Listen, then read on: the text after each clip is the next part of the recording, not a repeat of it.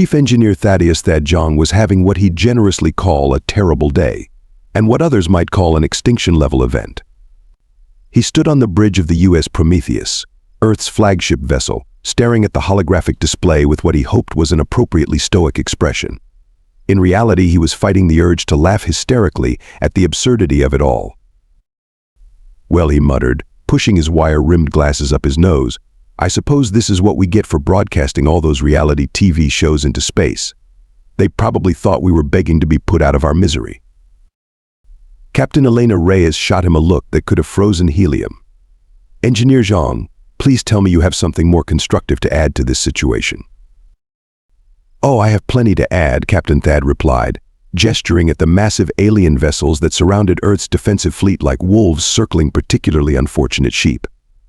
For instance, those ships are approximately 4.2 times larger than our largest vessel. Their energy signatures are off the charts, and based on the quantum fluctuations I'm reading, they're probably capable of turning us into very expensive space confetti. The holographic display flickered as another massive ship dropped out of what looked suspiciously like a tear in space-time itself, because apparently the laws of physics were more like polite suggestions to these aliens.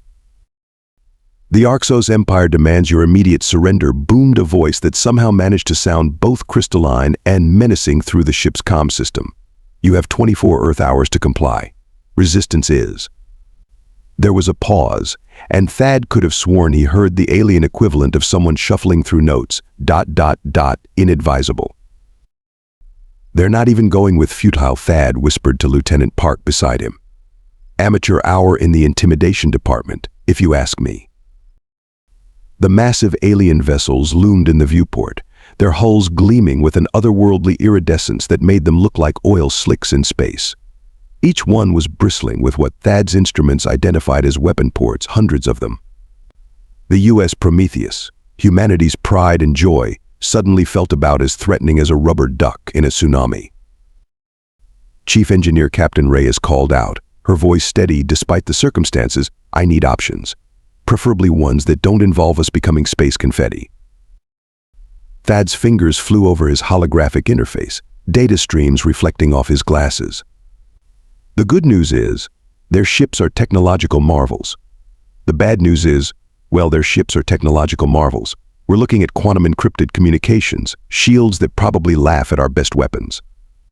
And enough firepower to make our nuclear arsenal look like a firecracker display. "You said there was good news," Captain Reyes prompted, one eyebrow raised. "Oh yes," Thad grinned, and it was the kind of grin that had gotten him into trouble all through engineering school. They're marvels of standardization. Every ship is running on exactly the same systems, exactly the same protocols. It's beautiful, really, efficient, perfect. And that helps us how? "Captain, in my experience, anything perfect is perfectly vulnerable. We just need to find the right wrench to throw into their works." He paused, watching another alien ship materialize, preferably within the next 23 hours and 47 minutes. The bridge fell silent as the implications sank in. Humanity's fate resting on finding a flaw in an alien armada's standardized systems. Around them, the Arxos ships continued their silent vigil, their weapon ports glowing with barely contained energy. "Well," Thad said, cracking his knuckles, "I always wanted to go down in history. Though I was hoping more for invented faster than light travel, rather than was present for humanity's last stand." Captain Reyes straightened her uniform. "Then let's make sure it's the former. Engineer Zhang, get to work." As Thad hurried off the bridge, he couldn't help but think that if humanity was going to go out, they might as well go out swinging. And maybe, just maybe, they could teach these standardization-loving aliens a lesson about the dangers of perfection. "You want me to hack aliens?" Lieutenant Commander Riley O'Malley stared at Thad across the Prometheus's engineering lab, her mismatched eyes one green, one cybernetic blue, widening in disbelief. "I mean, I've done some crazy things in my life, but this is definitely making the top 3. Think of it as an upgrade from your teenage years of wreaking havoc on Earth's networks," Thad replied, projecting a holographic display of the Arxos fleet's quantum signatures. "Instead of causing chaos in high school databases, you'll be saving humanity.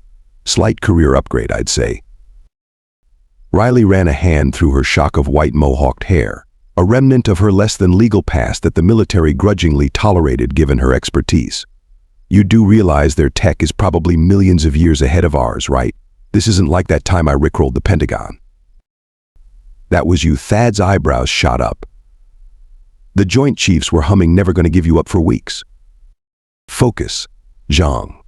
We've got Riley checked her neural interface, 22 hours before we're all speaking Arxos, assuming they let us live at all. Thad manipulated the holographic display, zooming in on the quantum frequency patterns emanating from the alien fleet. Look at this. Every ship, same quantum signature, same protocols, same everything. It's like they're running on space Windows, and every single vessel is using the exact same version. Riley's cybernetic eye whirred as she processed the data. No variation at all? That's actually kind of insane. Even our most standardized systems have some differences, some personality. Exactly, Thad grinned. They've achieved perfect standardization across their entire fleet. And perfection. Is perfectly vulnerable. Riley finished, already pulling up her custom interface. Her fingers danced across the holographic keyboards as lines of code, both human and alien, streamed past. Their quantum network is incredibly advanced, but it's also rigid. No flexibility, no adaptation. It's like they never considered someone might try to break in. Why would they? Thad shrugged. They're probably so far ahead technologically that the idea of a primitive species hacking them never crossed their minds. The door to the lab hissed open as Admiral Chen stormed in, followed by a parade of stern-faced military brass. Engineer Zhang, explain to me why you've pulled our top cyber warfare specialist from the defense preparations to pursue some harebrained hacking scheme. Riley didn't even look up from her work. With all due respect, Admiral, those defense preparations are about as useful as a paper umbrella in a supernova. Their tech outclasses ours in every way except one: they have no concept of chaos. We're supposed to bet humanity's survival on that. General Santos scoffed. On the idea that these aliens are too organized. No, Thad interjected, pulling up a new simulation. We're betting on humanity's greatest strength, our ability to create absolute chaos in the most elegant ways possible. Look at this. The simulation showed a cascade effect through the Arxos fleet's systems. Their standardization means one vulnerability becomes every vulnerability. Riley's already found 3 potential entry points in their quantum protocols. They're using a base 12 system that leaves gaps in their quantum encryption every time they communicate between ships. Riley's cybernetic eye glowed brighter as she worked. It's like they built the most advanced fortress in the universe but left all the doors connected to the same lock. Break one. Break them all. Thad finished. Admiral Chen pinched the bridge of his nose. And your plan is what, exactly? To send them a quantum virus. Better. Riley grinned, and there was something of her old black hat days in that expression. We're going to use their own protocols against them. Every ship in their fleet is sending constant verification signals to every other ship. It's how they maintain their perfect formation, their perfect coordination. But what happens if we introduce a little imperfection? The simulation showed the Arxos ships turning their weapons on each other, their perfect formation dissolving into chaos. The military leadership stared in stunned silence. This is insane, General Santos muttered. You want to bet everything on a hack?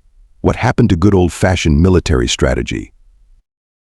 Good old-fashioned military strategy went out the window when they showed up with ships that could turn planets into asteroids, Thad replied. Sometimes the best defense is a really good offense. Or in this case, a really good set of coding skills from someone who once managed to reprogram every traffic light in London to play Simon Says. Riley shot him a look. That was never proven. You have 2 hours, Admiral Chen said finally, his expression grim. 2 hours to show me this isn't just a fantasy. After that, we proceed with conventional military response. As the brass filed out, Riley cracked her knuckles. 2 hours to hack an alien civilization. No pressure. Hey, Thad said, pulling up more data on the Arxos quantum networks. At least if we fail, no one will be around to criticize our methods. That's the spirit, Riley laughed, her fingers already flying across multiple interfaces. Now, let's show these perfectly organized aliens why humanity's chaos has always been our greatest weapon. Above them, the quantum signatures of the Arxos fleet pulsed in perfect, vulnerable synchronization, unaware that their greatest strength was about to become their greatest weakness. Admiral Chen's conventional military response lasted exactly 6 minutes and 38 seconds. The U.S. Titan, humanity's most advanced destroyer, launched a barrage of quantum-tipped missiles at the nearest Arxos vessel. The alien ship's shields flickered with a beautiful aurora of colors, absorbing the attack like a whale dismissing a guppy's challenge. Then it returned fire. "Well," Thad muttered, watching the Titan's remains drift through space. "At least now we know their weapons can turn our best ablative armor into cosmic dust." He paused, studying the readings. Really sparkly cosmic dust, though. Very festive. Riley didn't look up from her workstation, where alien code streamed past faster than human eyes could track. Her cybernetic eye, however, caught every detail. You know what's really insulting? That ship didn't even use its main weapons. That was their equivalent of a point defense system. The Arxos ships loomed in the viewport, their hulls seeming to bend light itself around them. Each vessel was a masterpiece of engineering, their quantum drives manipulating space-time with the casual ease of someone folding paper. Their weapon systems operated on principles that made Earth's most advanced physics look like cave paintings. Their tech is.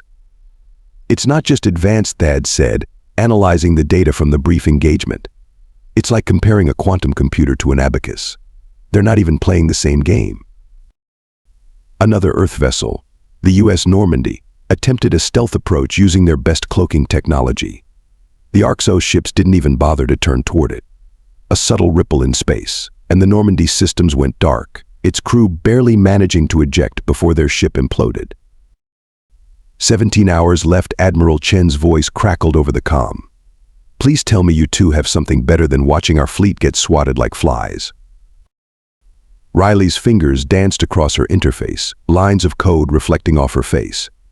"Actually, their complete technological superiority might be exactly what we need. They're so advanced, they've forgotten the basics." "Explain," Chen demanded. Thad moved to Riley's station, studying her work. His eyes widened as he understood. "Oh, that's brilliant. That's absolutely brilliant. They're so focused on quantum encryption and advanced protocols. They've completely ignored primitive signals." Riley finished.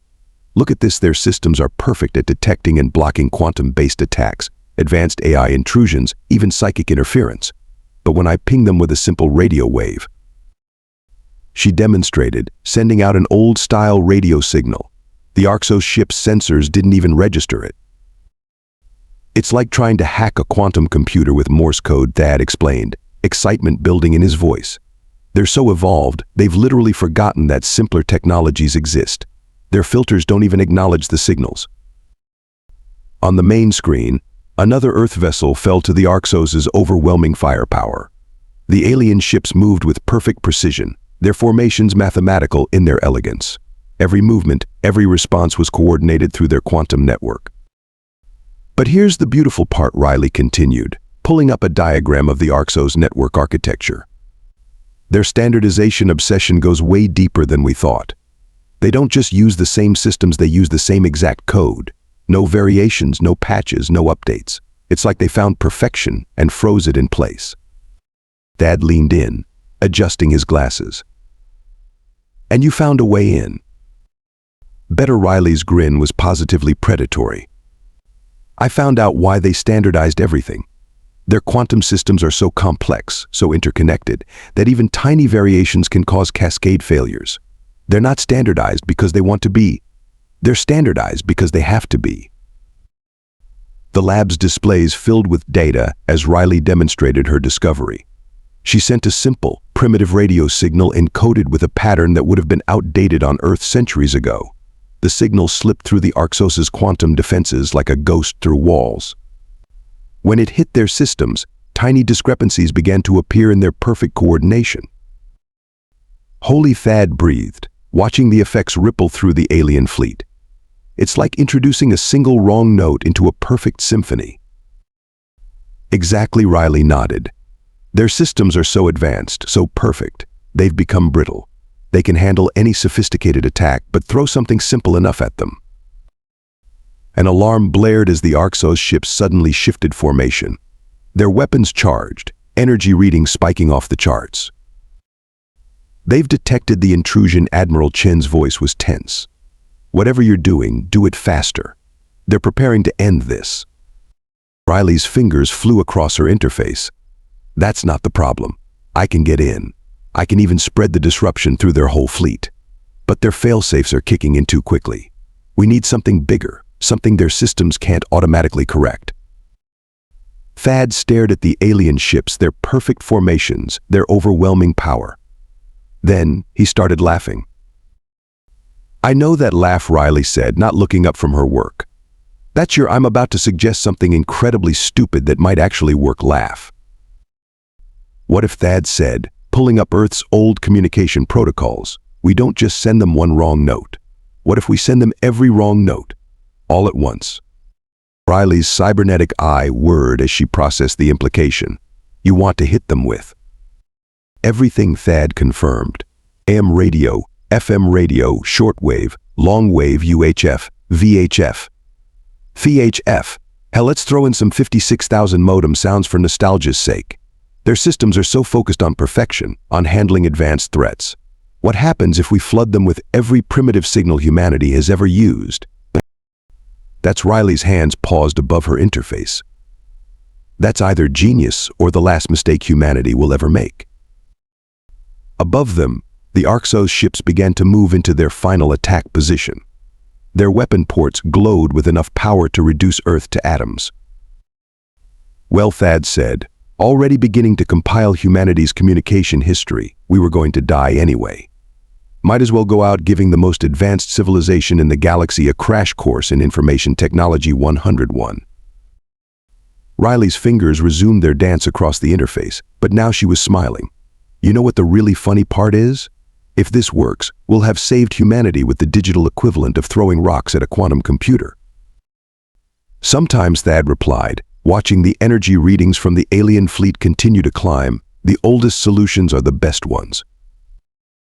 They had 15 hours left to either save humanity or give the Arxos Empire a lesson in why sometimes perfection isn't all it's cracked up to be. Ladies and gentlemen, Riley announced to the cramped engineering lab, now filled with every programmer and engineer they could find, welcome to Operation Digital Stone Age. Thad stood before a massive display showing their cobbled-together arsenal of technological antiquities. What you're looking at is arguably the most comprehensive collection of obsolete communication protocols ever assembled. Everything from Morse code to dial-up internet handshakes. Don't forget the Nokia ringtone, someone called from the back. Oh, we've got those too, Riley grinned. Along with fax machine signals, pager protocols, and my personal favorite, the entire collection of AOL dial-up sounds. The Arxos fleet hung in space like a sword of Damocles, their ships still pulsing with enough energy to vaporize continents. They'd been broadcasting the same message on repeat for the past hour. Your resistance is noted. Prepare for immediate termination. Real conversationalists, these aliens, Thad muttered, adjusting their transmission array. Now, everyone remember your assignments. We're going to hit them with everything, but it has to be synchronized. Their systems may be rigid, but they're fast. We get one shot at this. Riley's cybernetic eye glowed as she coordinated the attack. Think of it like trying to crash the world's most advanced computer by making it try to run every outdated program simultaneously. Their quantum systems are so focused on perfection, on handling advanced threats, they have no protocols for dealing with primitive technology. Team 1, you're handling pre-1950s signals, Thad directed. Team 2, you've got the golden age of radio. Team 3, early digital. Team 4, you're on the greatest hits of terrible internet connections, and remember, make it messy. The more chaotic, the better. On the main screen, the Arxos ships began their final attack formation. Their weapon ports glowed with an intensity that made the sensors scream in protest. 5 minutes to optimal firing position, Admiral Chen's voice crackled over the comm. Whatever you're going to do. Beginning transmission, Riley announced, her fingers flying across multiple interfaces. Phase 1 launching the dinosaurs. The first wave hit the Arxos fleet, a barrage of Morse code, analog radio signals, and early television broadcasts. The alien ships didn't react at first, their advanced sensors completely blind to such primitive communications. Phase 2, Thad called out. Let's show them the golden age of human communication chaos. The second wave went out a cacophony of MFM signals, early satellite communications, and the first clumsy attempts at digital broadcasting. On the monitors, tiny fluctuations began appearing in the Arxos' perfect formation. "They're noticing something's wrong," Riley reported, her cybernetic eye tracking the minute changes in their quantum signatures. "Their systems are trying to process the signals but can't categorize them. It's like watching a supercomputer try to run a program written for an abacus." Phase 3, Thad commanded. "Give them the full digital revolution." The engineering teams unleashed a tsunami of dial-up sounds, early internet protocols, and corrupted data packets. The Arxos ship's perfect formation began to waver as their standardized systems struggled to handle the flood of incomprehensible information. "Their quantum network is experiencing cascading errors," Riley announced, excitement creeping into her voice. "They can't ignore the signals anymore, but they can't process them either. It's creating gaps in their standardization." The alien fleet's weapon ports flickered, their energy readings becoming erratic. A message blasted across all frequencies: "Cease your primitive interference. Your resistance is futile and incomprehensible." "Oh, they haven't seen incomprehensible yet," Thad grinned. "Final phase, everyone. Let's give them everything we've got. Every failed protocol, every broken code, every digital mistake humanity has ever made. Send it all." The engineering lab erupted into activity as they launched their final assault. Decades of humanity's messiest, most inefficient communication attempts slammed into the Arxos fleet's quantum network. Binary garbage, corrupted packets, fragmented code, a digital representation of humanity's chaotic evolution of communication technology. On the main display, the alien ships began to move erratically. Their perfect formation dissolved as their standardized systems tried desperately to process the overwhelming flood of primitive signals. "Their quantum network is destabilizing," Riley reported, her fingers never stopping their dance across the interfaces. "The standardization is breaking down. Each ship is trying to compensate differently, creating even more chaos in their system." "Keep pushing," Thad ordered, watching the energy readings from the alien weapons fluctuate wildly. "Don't let up. They're about to hit their breaking point." The Arxos ship's movements became increasingly erratic, their weapons powering up and down randomly. Another message blasted across space, this one broken and distorted what? How? Primitive signals. Impossible. "Impossible," Riley laughed, launching another wave of digital chaos. "Welcome to humanity, where we turn technological evolution into an art form. Here's every mistake we made along the way." The alien fleet's perfect quantum network, designed to handle the most advanced technology in the galaxy, began to crack under the weight of humanity's accumulated communication history. Their ships drifted out of formation, their weapons systems cycling randomly as their standardized protocols fell apart. "They're trying to reboot their systems," Thad observed, watching the readings, "but they can't synchronize anymore. Every ship is responding differently to the signals." The lab held its breath as they watched their plan unfold. They had turned humanity's primitive past into a weapon against an advanced alien civilization. Now, they just had to hope it would be enough to save their future. "1 minute to optimal firing position," Admiral Chen's voice reminded them. "Make it count." The fate of humanity hung in the balance as their digital arsenal of antiquated technology continued to assault the most advanced fleet in the galaxy. Sometimes, Thad thought, watching the chaos unfold, the best way to fight the future was with the past. 3 days after what historians would later call the Great Digital Downgrade. Thad and Riley stood in the Prometheus's observation deck, watching the Arxos ships being escorted by Earth's significantly smaller fleet.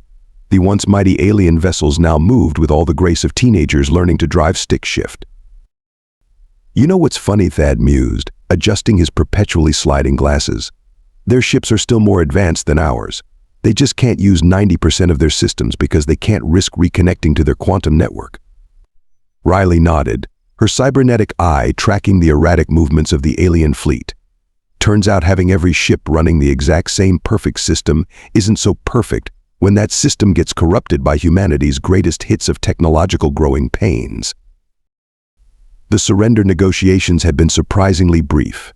As it turned out, An advanced civilization reduced to operating their ships on emergency backup systems was quite motivated to avoid further conflict, especially when those emergency systems were the equivalent of what humanity had been successfully using for decades. Did you see their faces when we presented our terms? Riley grinned. I didn't even know aliens could look that offended. Well, we did demand they create some variety in their systems, Thad chuckled. Imagine telling the most advanced civilization in the galaxy that they need to be less perfect. The terms had been simple. The Arxos would maintain peaceful relations with Earth, share some of their non-military technology, and most importantly, implement variation in their standardization practices. Humanity, in return, promised never to unleash their archive of primitive protocols on them again. The best part, Riley said, watching an Arxos ship attempt a rather ungraceful turn, is that they're probably going to spend the next century trying to figure out how to defend against an attack that won't work anymore once they actually implement the changes we demanded. Thad laughed. So we won by forcing them to do what they needed to do anyway. That's almost poetic. Below them, Earth continued its rotation, blissfully unaware of how close it had come to destruction, or how it had been saved by the digital equivalent of throwing rocks at a quantum computer. You know what this really proves? Riley asked, her mismatched eyes reflecting the stars. That humanity's greatest strength isn't our technology, or our weapons, or even our determination. It's our messiness, our chaos, our ability to look at perfection and say, yeah, but what if we did it wrong on purpose? Here's to doing it wrong. Thad raised his coffee mug in a toast. May we never become too perfect to appreciate the beauty of a good mistake. As they watched the Arxos fleet limp away, their perfect standardization now their greatest weakness, neither of them could help but appreciate the irony. In trying to force humanity to submit to their perfect order, the Arxos had instead learned a vital lesson about the power of imperfection. Sometimes, the best way to advance wasn't to strive for perfection, but to embrace the chaos that came with growth. And nobody, as Earth had just proved, did chaos quite like humanity.